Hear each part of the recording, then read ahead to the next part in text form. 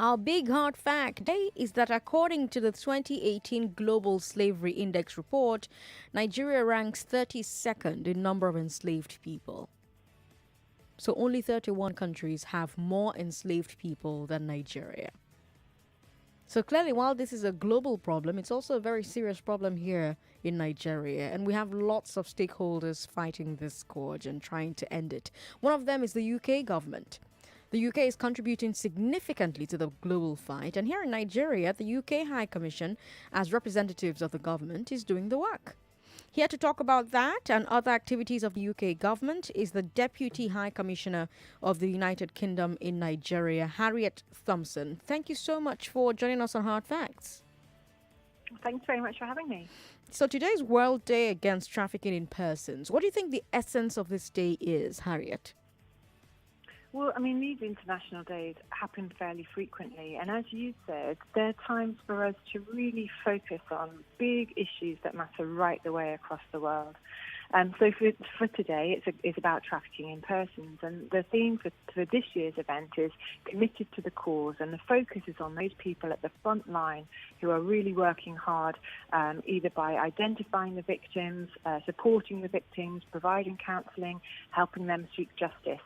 So it's about us all remembering those people, so saying thank you for the important work that they're doing, and also looking to see what more we can do together in order to have greater impact on what, as you say, is a truly horrific crime. How's the UK High Commission contributing to the fight against human trafficking in Nigeria? Are there programs that you are engaged in? Yes, absolutely. So modern slavery is it's something that is present right the way across the world. And of course, the UK is no different. We think that we have between 10,000 and 13,000 victims of modern slavery in the UK. And interestingly for us here in Nigeria, it consistently comes up as one of the top 5 source countries for victims of human trafficking who find their way to the UK. And what that means is that we are absolutely committed to working with Nigeria to tackle this problem here. So the work that we're doing stems right the way from working with law enforcement agencies to get that fight against the perpetrators of this crime brought to justice. It's about building the capacity and the capability of the Nigerian law enforcement agencies, particularly NAPTIP, the Immigration Service, to help bring those people to justice.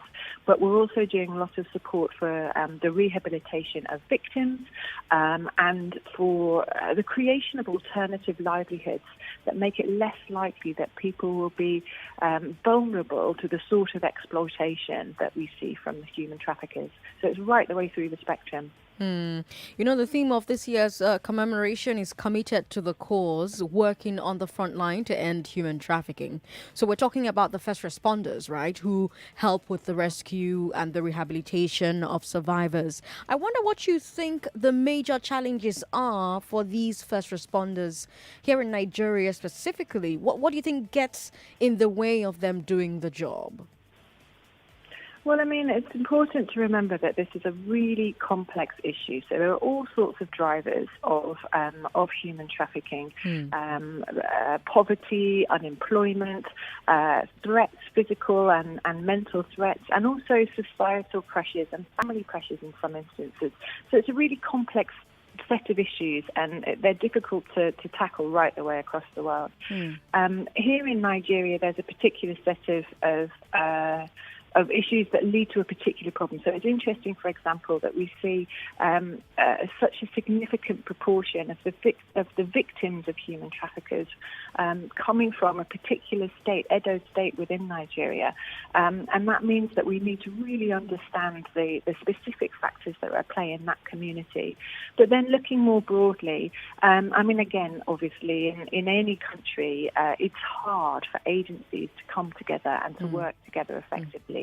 And we've experienced that in the UK. It's something that we experience here in Nigeria as well.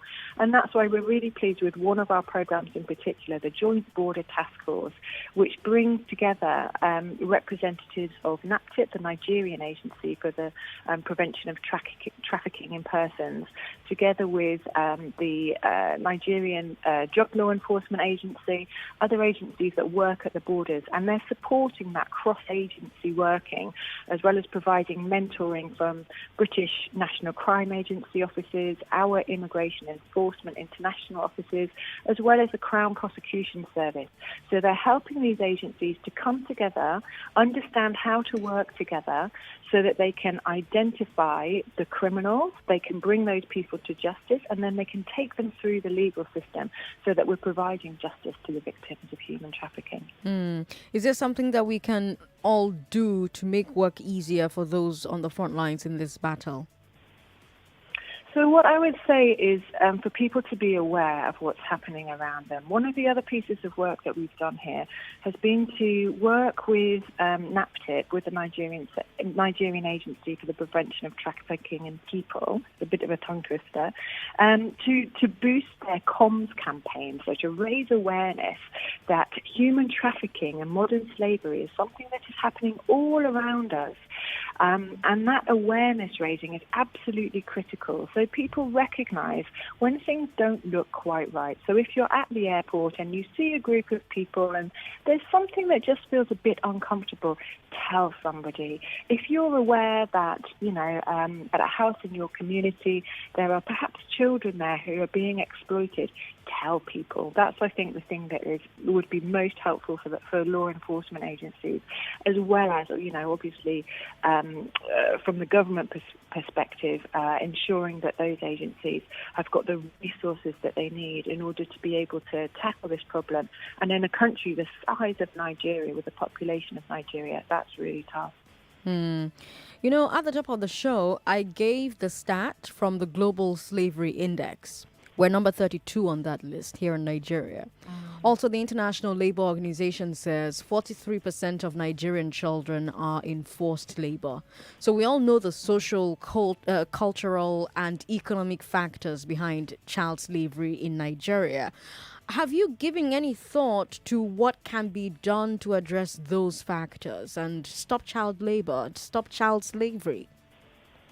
Yeah, I think, I hope that we would all recognise, your listeners on this show, that the place that children need to be is in school.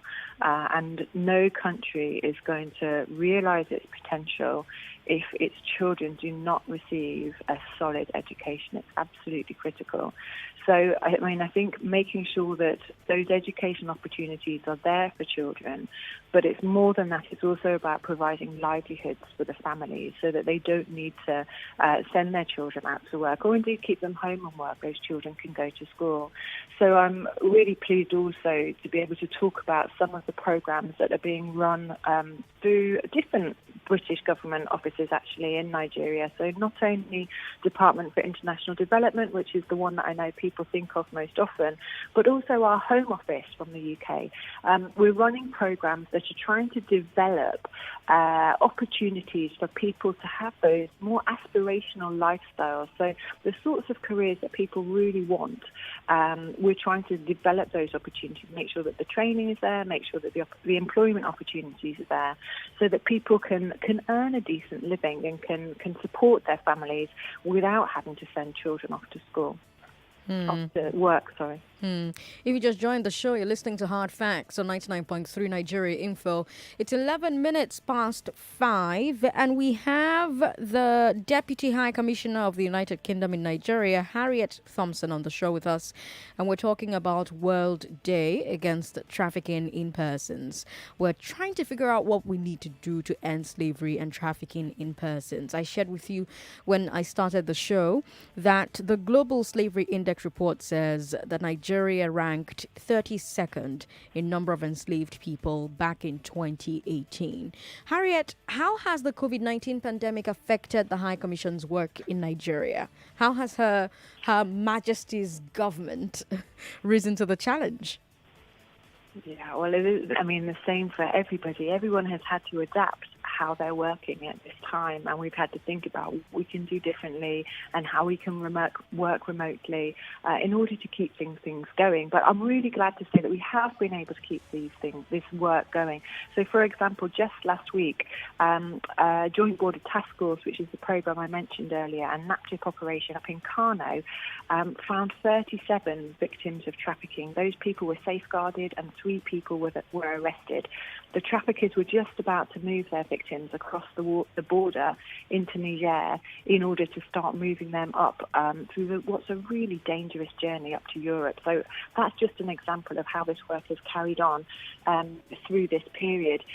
It's important that it does because the coronavirus pandemic has made people even more vulnerable to the traffickers. So with unemployment increasing, with poverty increasing, already vulnerable people become more susceptible to exploitation from human traffickers. So it's absolutely critical that this work carries on. So we've been able to adapt the way that we provide mentoring for example. We're doing that remotely. So our officers are coaching people via Teams or Zoom or whichever program it is. And we are able to visit the teams that we're working with, but obviously having to do that in a safe way with all of the appropriate COVID mitigations in place. But yes, because of the secondary impacts, so-called secondary impacts of coronavirus, it's even more important that we carried on that joint work at this time. The UK government recently announced a new visa route for specific professionals. Could you talk about that? Could you talk about who qualifies and what the objectives are for that visa? Yeah, and again, I think, particularly now, with such a huge reliance on health systems right across the world, the UK government has really realised how much we owe to overseas health workers in our National Health Service in the UK. As a result of that, they're creating a new fast-track visa route for eligible health and care professionals. This was a manifesto commitment, actually, of our current government, and it's now being brought into effect over this summer. So anybody who is in the health and caring professions will be able to come more easily to the UK. There will be a reduced visa application fee and a speeded up process for securing those visas. All right. And just before I let you go, I have to ask, of course, about Nigeria's relationship with the UK. As the UK leaves the EU, in what ways do you see economic and cultural ties between the UK and Nigeria increasing? I'm glad you asked. So it's an absolute pleasure for myself, all of my colleagues and British government working in Nigeria to work here because those ties are so deep and so strong. And I really feel that the UK leaving the European Union creates great opportunities for Nigeria as we look again at those old standing relationships that we've held right the way across the world and look at them from today's point of view. So people often talk about the historic nature of our relationship. That's not what we want. Of course, that's important, but we want to focus on the future, the current and the future relationship of our two countries. And that's one of partnership. It's one where we really recognise the value of the people links, the value of our trade and economic partnership. And that's another area where right now it's even more important than ever that we work together to ease the economic impacts of coronavirus that have been so striking right the way across the world. So, for example, working together to make sure that supply routes remain open, to work through some of the incredibly important reforms that the Nigerian government has committed now to undertaking at this particular time, recognising how important it is to give the economy a boost. So it's a really exciting time for our relationship, and I think as we move forward outside of the European Union, then that's only going to become even more the case. Harriet, thank you so much for giving me your time on Hard Facts today. Thank you very much for having me. Pleasure to talk to you. All right. Have a great evening. Harriet Thompson is the Deputy High Commissioner of the United Kingdom in Nigeria. And we've just talked about World Day Against Trafficking in Persons. So you've heard from her. You've heard the things that she had to say. Lagos, it's over to you. What do you think about what we discussed? She talked about the UK's efforts here and elsewhere to fight human trafficking. We also talked about child slavery. Now, remember that you and I have talked about child slavery before. And child slavery is one aspect of human trafficking. But we don't think of it as that, do we? These children who are living with us in our houses that we go to the villages and bring, we don't think of what we're doing as human trafficking. And I wonder why. Because that's what it is. You know, because you go and pick up these children and you give money to somebody in the village so that they can live with you and be your help. and you have children who are taking care of children, and we don't think of it as what it actually is, which is human trafficking. What do you think we need to do so that things like that can end? And what do you think about this fast track visa for professionals that Harriet and I talked about? What do you think about the future of Nigeria's relationship with the UK? 0700 993 Amanze is on the line. Hello, Amanze. Thanks for calling. Hello, Sandra. Good afternoon. Good afternoon. Yeah, let me just say this: that child trafficking of women or whatever is a serious, a big menace not only in Nigeria but in Africa and the world as whole. Mm-hmm. And I think seriously, every head of government should put in serious measures to consider this thing, because for us here in Nigeria, it really can't go on. And the only way to actually feel to checkmate it is for government to lie with all traditional rulers across the country to give them marching orders, because I think they know these people, because they come to the rural areas to pick them up, to promise them high heaven, good school, and all that, and end up doing nothing, taking them to Europe and America or other countries for prostitution and the rest. So another thing is education. I think the girl child should be given free education from primary to tertiary level in Nigeria, for example, to start with. And there should be a kind of endowment fund for them to start. Probably when they graduate, if they can get a job, they fall on their own skill and start up a living. If they can have that sort of assurance, I think nobody can come and deceive them with trivial issues and they'll jump to it. For example, in your radio station some time ago, I had a lady who sojourned to Libya. The current story she said, it was mean. But if such a person has a good life here in this country and have a government that can support her in her children and their world, I don't think she will be willing to grab such kind of opportunity where there's none. So it's all centered on the willingness of the government to do the right thing and the people to change their thinking and believe that I can do it. This I can do syndrome is great. It does not matter whether your parents are rich or poor, but you feel a value in yourself that as long as you are able, you can make an end meet. So get up there, find something you can do and change your life. There's no way that is easy. Every man or woman must be ready to work and earn a living. And you cannot do that if you're not properly educated. But education is key. So it all comes back to the government, the way I see it.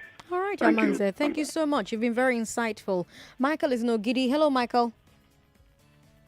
Michael, are you still there? Oh, I'm sorry, Michael. I'm going to try and keep the calls to 2 minutes max, all right? So that we can talk to as many people as we can. Each person gets 2 minutes max. 0700 993 993. What have you heard about human trafficking? What are the stories that you've heard about it? You know, when we talk about trafficking, we're thinking of people that they lure and, move them away to Libya and things like that. But we also talked about children who are living as slaves in a lot of houses. Because if you have a child in your house and that child is living in conditions that are not the same as that within which your own biological children are living in, that child is a slave in your house, right? And the question is how we get things like that to end. Kende is in Aja. Hello, Kende. How are you, Sandra? I'm very well. How are you? I'm okay. Your program, fantastic. Thank you. Christ will be with you. Christ will elevate you. Amen. And the company as well. Thank you. See, the issue of trafficking, where the government have to play. You see, I remember when I was going to Colombia. They stopped me. They say, "What am I going to go and do in Colombia?" Oh, I said, "I'm evangelist." I say, "Want to go and buy cocaine?" Yeah, cocaine. I look, can you imagine? They stop me. They do everything just for me to know what I want to go and do. You see, Nigeria has a lot of things to do. I mean, our government. government. Okay. The situation in the country is very bad.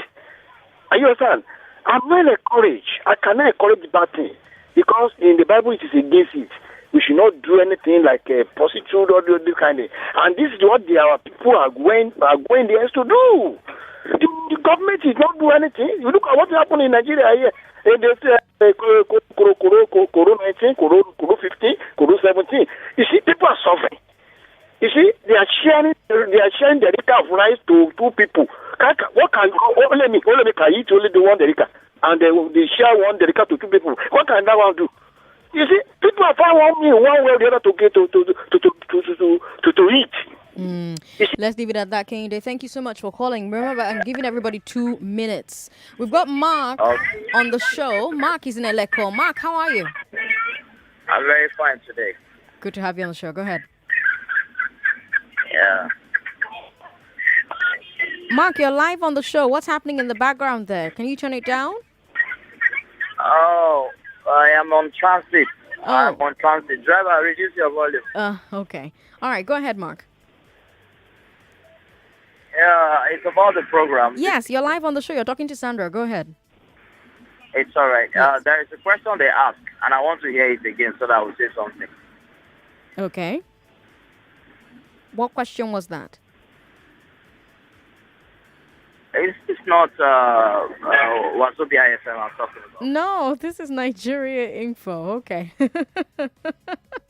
Sorry about that. The number to call is 0700-993-993. What have you heard about human trafficking? What are your thoughts about the efforts to fight human trafficking? We also talked about child slavery. Child slavery is one aspect of human trafficking. What do you think needs to be done to end things like that? Karen is on the line. Karen is in Festac. Hello, Karen. Hello, Sandra. Good to have you on the show. Same.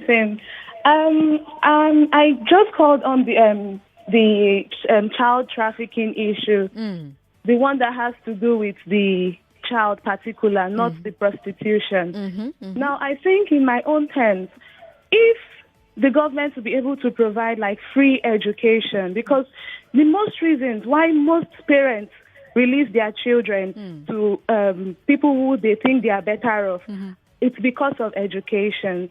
So I feel if the government will provide a better education, most parents will find it difficult to release their children.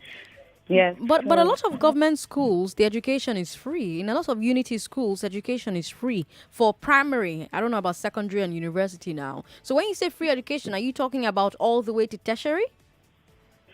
Yes, all the way to tertiary at some point. Okay. Yes, all the way to tertiary. Because most parents, when they take their children to this free primary education, most of them are not able to see them through what is it called? Secondary school and tertiary. university. No, they see them through secondary because secondary is free. Oh, I see. Secondary is free. So the problem is the university, yeah? Yes, the university level. Another thing also. Oh, I'm sorry, Karen. Call me back if you can, okay? We've got Benedict on the line. Hello, Benedict. Hello, good afternoon. Good afternoon. Benedict from Ikoyi. Go ahead. Okay, good afternoon, Sandra Ezekwesili. Well done. Good afternoon. Thank you. I'm the first-time caller. I'm glad to hear from you today. I've been waiting for your call. I'm just listening to you now that the last guy that called that, is it Wazobia FM that you started laughing? Yeah. I just want to appreciate what you are doing. Okay. Immediately the guy dropped and said, let me try if I can get through, but I'm so happy to get through after 4 years of trying Nigeria Info. Oh, well, congratulations. You got in today. Yeah, so I want to appreciate all what you are doing. Thank you so much. Thank you, Benedict. We've got Julius on the line. Julius is in Ugondo. Julius, how are you? Hello, Julius. Thanks for calling. Hello, good evening. Good evening. Concerning the program that is on right now about child trafficking in persons, I think it's on two phases. One is the orientation. The orientation among our people is very poor. You see, the quest for, money or an attempt to show off where you have been or just to make it by all means. Many times push people to, following others to travel. And when they come back, they see the way they, maybe amass wealth, make money. They even influence others to follow them. I'm from Edo State, to be precise, that I know how this happened there. So if the orientations can be influenced by, positive influencers, starting from the state government, for example, I know Edo State government have tried enough to try to dissuade and influence them not to, travel when you don't have anything to do abroad. And number two is the government. I just talked about orientation, and then the government policies. The condition where we are today. COVID-19 is affecting everyone, and many people are very poor. They have nothing to eat. Those that are even doing businesses don't even have enough.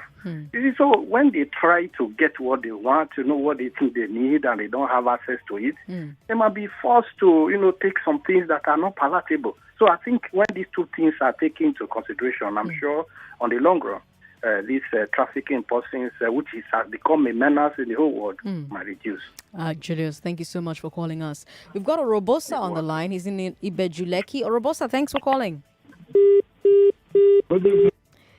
Hello, Robosa, are you there?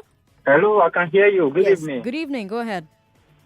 Yeah, trafficking, for me, for it to stop in Nigeria, especially from my state, Edo State, government have to do something about it.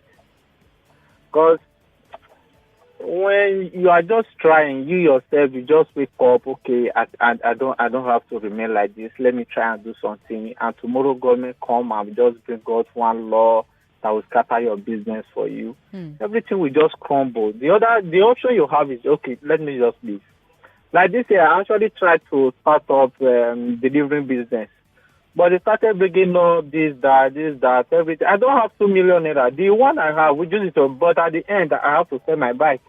Okay. So the only option you have is just for you, okay, let me just go. And that is why this trafficking is there. But if government can do something about it, let them make opportunity for the youth to work. We can work on our own, but those laws that will just come and scatter your business, is what is really making the youth to leave the country. Government should do something about it. Okay. Thank you, Robosa, for calling me. I appreciate it. Lagos, you're listening to Hard Facts on 99.3 Nigeria Info. I'm Sandra Ezekwesili. I want to take more of your thoughts. 0700-993-993. What do you think about the data that I shared from the International Labour Organization? They say that 43% of Nigerian children are in forced labor. 43%. Think about it. That's almost half. What do you think about that number? Why do you think that continues to thrive in Nigeria? It's 5:30. Don't go away. Hard Facts. We'll be right back.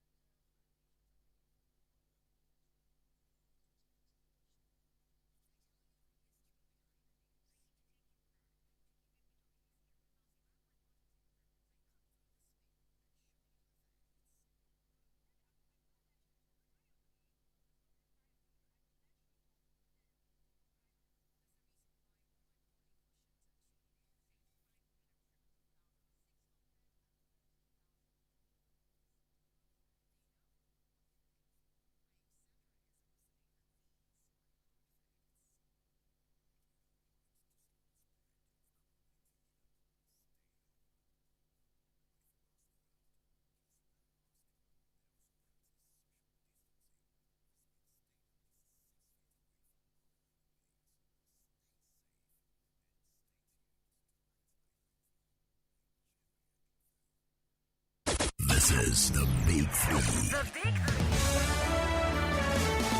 Okay, Lagos, let's keep talking. Felix, I'm hoping you're still on the line. Hello, Felix, are you there? No, of course not. Sorry about that. Call us back if you can. 0700-993-993-993. WhatsApp is 080-959-75805. 080-959-75805. And you can tweet at us at Nigeria Info FM. Dayo is on the line. Hello, Dayo from Ikoyi. Good to have you on the show. Sandra, good evening. Good evening. I've been trying this line from 2 o'clock. Oh my God. Welcome. Okay, on the matter at hand. I was speaking with a friend yesterday. I said, Nigeria is at a point where, a system, programming, there's a point where the system gets a problem and you have to reformat. That is where our nation is at right now. You see, this issue at hand is multifaceted. There's economic issue, and there's a cultural issue, and then there's the issue of population as well. And all of these things are interwoven. We need to begin to tackle them one after the other so that we can actually get the end result we want. Then in terms of population, we need to begin to talk to people who really need to hear these things, that we need to find a way to reduce our population. That's the truth. Don't give birth to children you cannot economically take care of. Secondly, the economy needs to improve. We need to improve our infrastructure. We need to be productive.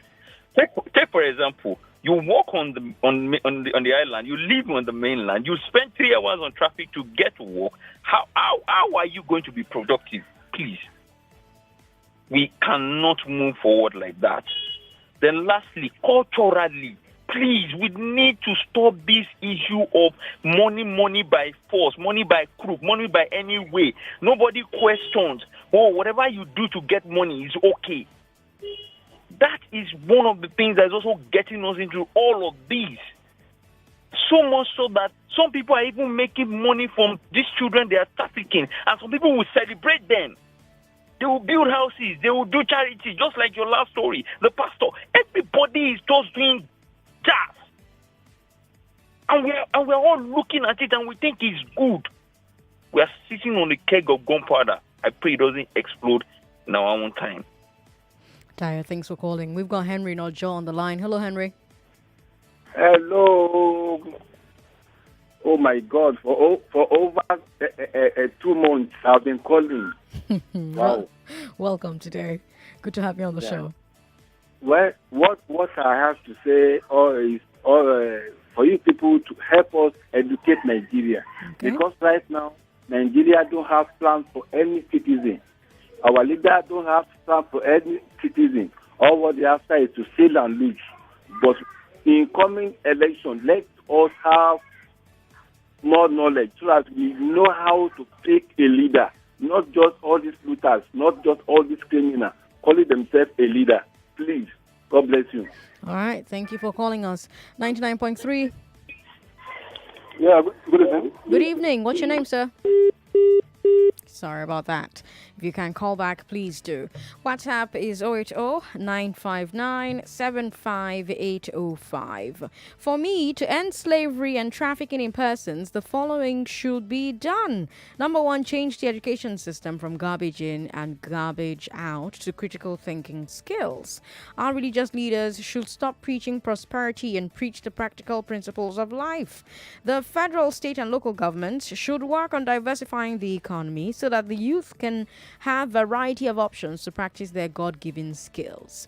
Unnecessary roadblocks such as taxes on SMEs should be lifted so that young entrepreneurs can survive. I am Ogugwa Chidebere from the University of Nigeria, Nsukka. Ogugwa, thank you so much for sending your message in. Robert is in Apapa. Robert, hello, how are you? Thanks for calling. Hello? Yes, thanks for calling. Oh no, I am sorry, Robert.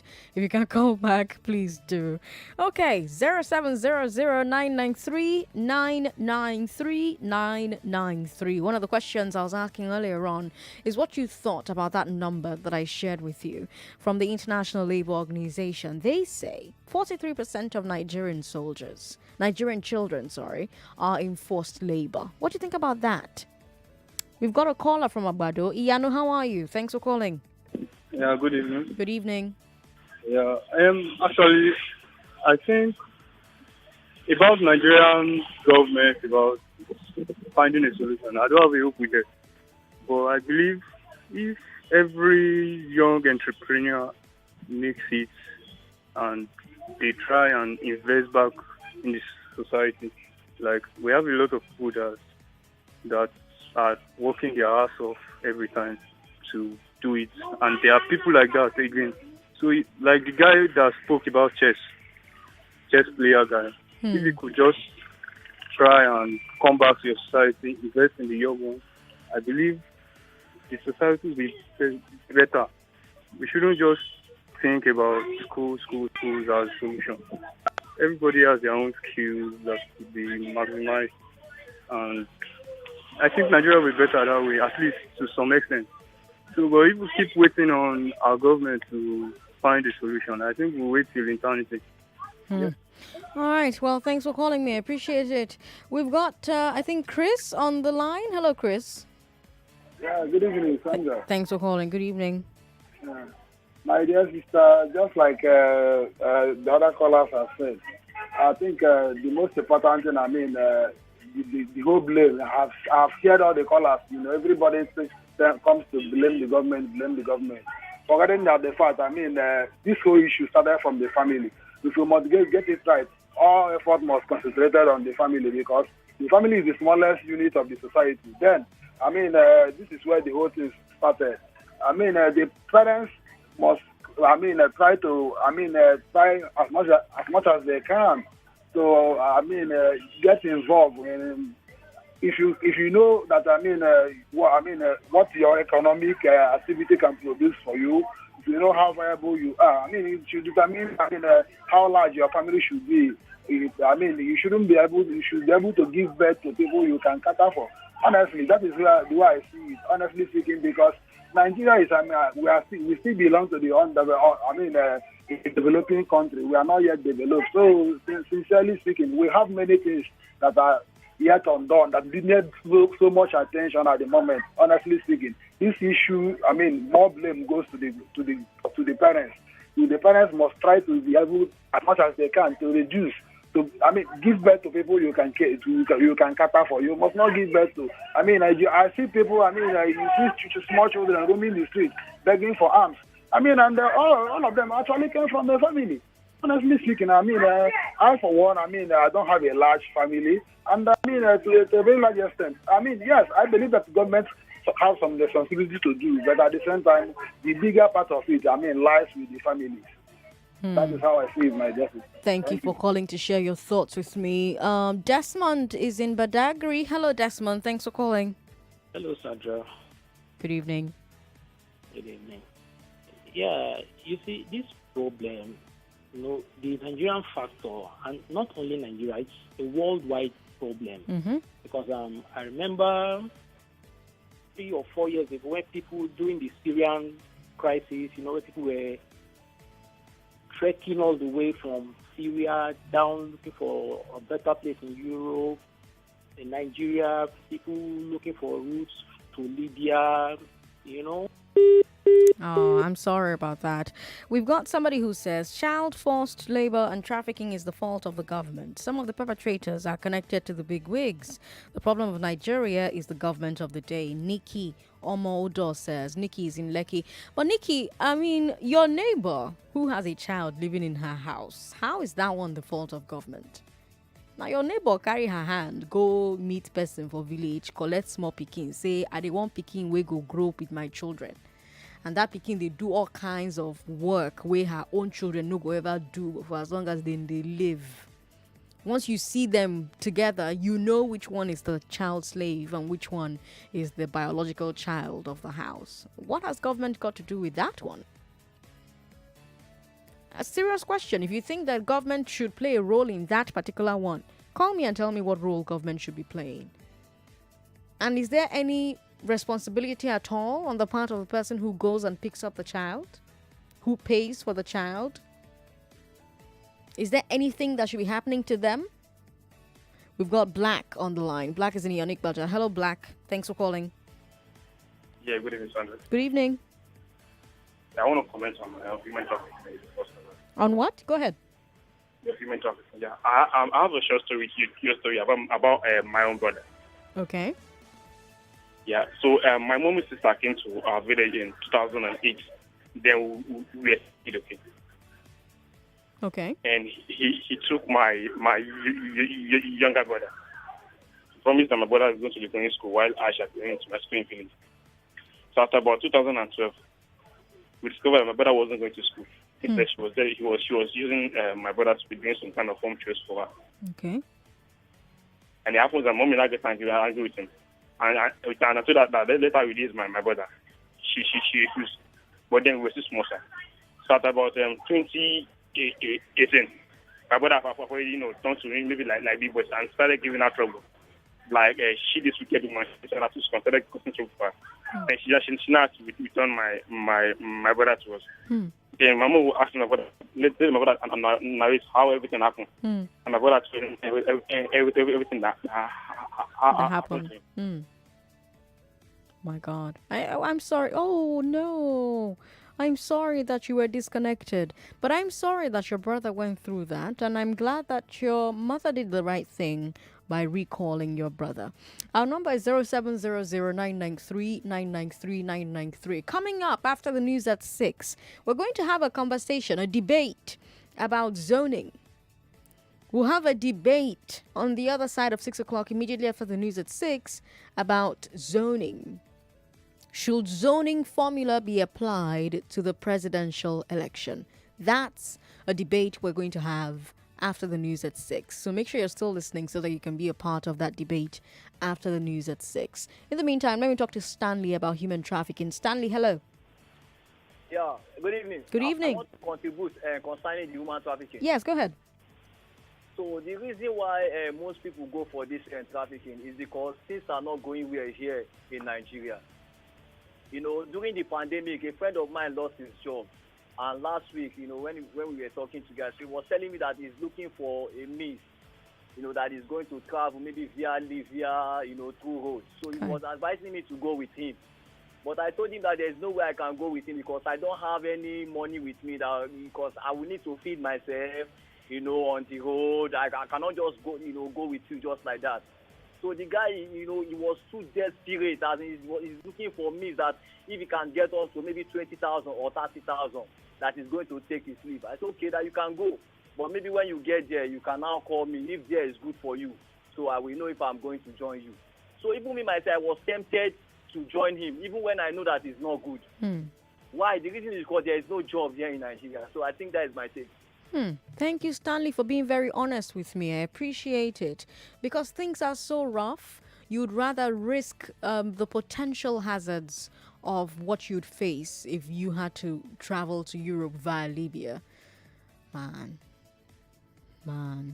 Things they happen. Let me talk to...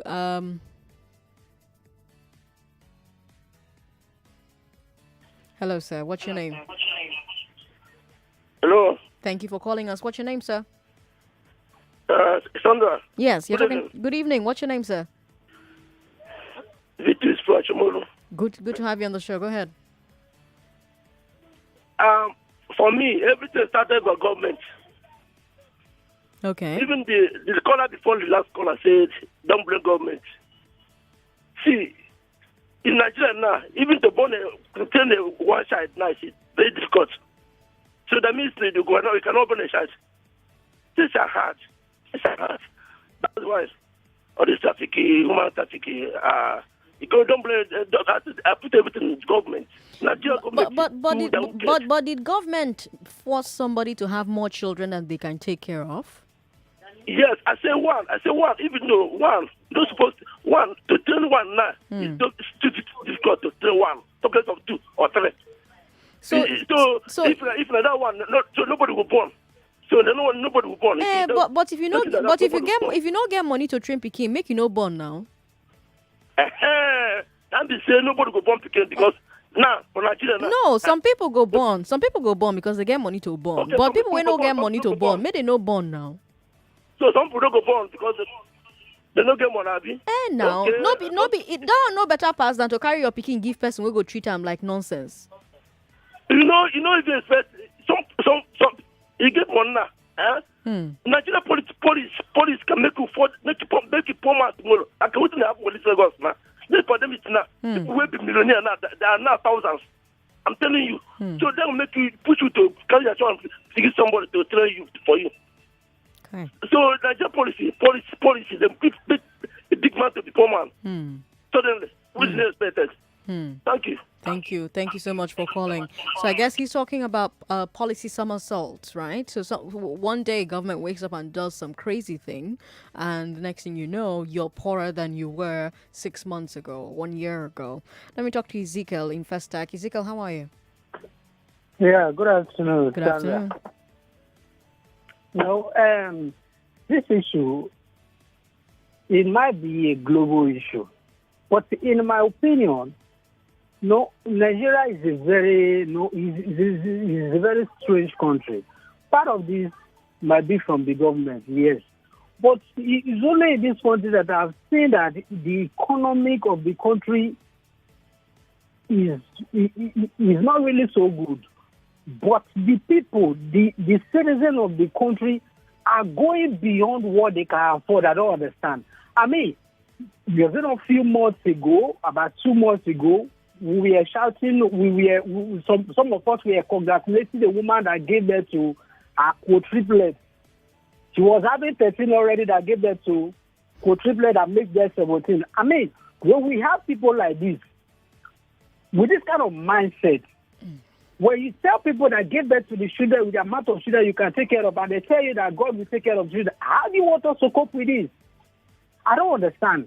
How can a person who is a driver will be able to take care of 17 children and people going around congratulating the president? I mean, I don't get it. This is where where this issue comes from. We are in a society whereby if you are giving birth to like 5 girl child, you will still be looking for quote unquote of a son. This is one of the reasons why we overpopulated this part of the world. All in the name of holding out for some conscience and co. When we have people like this who stick to this kind of mindset, this was very, very difficult for us. Right. And when you give birth to the children that you can't take care of, at the end of the day, you will end up going around, going extra mile to start selling them, just like as we started seeing already. See, let me tell you, Sandra, there is no way somebody will have like 6 children in the house, and they have no major means of income, and at the end of the day, somebody comes to take one of these children or 2 from you to take care of. It's very, very, very, very hard for you to be able to hold it back because you would like to be free. And it comes down to we being able to quote our quote according to our. When people not like them, I don't like to talk about it. Talk about the birth control. Most of us start clamoring about using a vaccine to depopulate Nigerians. Why the man was speaking reality? He was talking of a birth control. He wasn't talking of a vaccine and co. So we really need to think the country. Right. Our people, we need to change our mindset, the way we think. All right, Ezekiel. Just like the question you ask somebody, okay, when somebody decides to be treating the next person's child, you don't put such a blame on government. Let me talk to Oluwagbenga. Ezekiel, thank you for calling me. Oluwagbenga is in Ikorodu. Oluwagbenga, thanks for calling. Good evening. Good evening. How are you? How are you doing today? Very well. President Sandra, how are you doing? I'm good. Yeah, on this issue, the problem is everybody. Everybody is the problem of this issue. Both you and I, both the government, Why I say so is this. Nigeria don't do things according to their own reach. They want to do it above their own reach, and they know they don't have the capacity. When you don't have capacity for something, you don't do it. And the government himself are not helping out. When you go back to Nigeria those days, you see we have moral. There's no moral in this system no more. When somebody stole or steal money from the government now, they celebrate that. So there's no moral. So everybody wants to have the children to celebrate, to be celebrated. Look at today. Government of this Nigeria are not providing anything. No good roads, no good hospitals, no good water, no good amenities, no good thing in this country. You cannot even say some area they don't have life for some days. And the government, so everybody will find way to travel out, to go out of the country, because the government is not helping. Oluwabenga, thanks for calling. We've got a message on WhatsApp from Free One in Ikorodu who says, trafficking will continue for a long time, provided the future is bleak and dark. Some parents deliberately put their kids out on trafficking so that they can use the child to make money just to survive. The government needs to do a lot to help the people because the poverty in the land is beyond imagination. You need to visit the core north and see what is going on there. You'll see so many homeless children and a lot of wretched parents. Iyanolua says, I saw a documentary some time ago. People sell their children because they don't know how to help them. But nowadays, people believe education is a core objective in raising a child. But do you know that this is only in Nigeria? I think attaining vocational skill is cheaper, and that way you could set up many children instead of letting them off. Yanolua, thank you for sending your message in. This one says, it's not immigration. Nigerians are escaping the prison called Nigeria. Good evening, President Sandra. There was a time precisely last year I needed somebody to stay with my children. But my principle is that I will take the child and grow her with my children in all areas of life. But the parents said I must be paying her, and I told her no. That was the end, Odafe Emmanuel says. All right, Odafe. If the economy is good for the average Nigerian woman, why will she give her child out for labor? If the laws are fixed, why will a woman play with her child's life? Do you know why America and others hold their children in high esteem? This country is a mess, Sandra. The politicians have failed the children, Comrade Nikki Moore says. Comrade Nikki Moore, thanks for sending your message in. All right, my last call is Ifanyi. Ifanyi, I've got just 1 minute to give you on the show today. Ifanyi, welcome. Auntie Sandra, good evening. Good evening. You've got 1 minute. Okay, all right. I was concerned about the human trafficking in the country. I think the government is actually responsible for people escaping the country, irrespective of the risk. And another thing that I want to point out. Oh, I'm sorry. All right. Thanks for calling, though. I appreciate it. All right. Don't forget, on the other side of 6 o'clock, should zoning formula be applied to the presidential election? Now, the debate question is going to be, do you support selecting a competent president through zoning or selection of a competent president through a process open to all zones? Our debate question, do you support selecting a competent president through zoning or selection of a competent president through a process open to all zones? On the Big Three today, we talked about something that Mama Daura said, that zoning should not be applied to deciding the presidency. He said that, and a lot of socio-political groups have something to say about what he said. So that debate is coming up on I Beg to Differ. Don't go away. Hard Facts will be right back.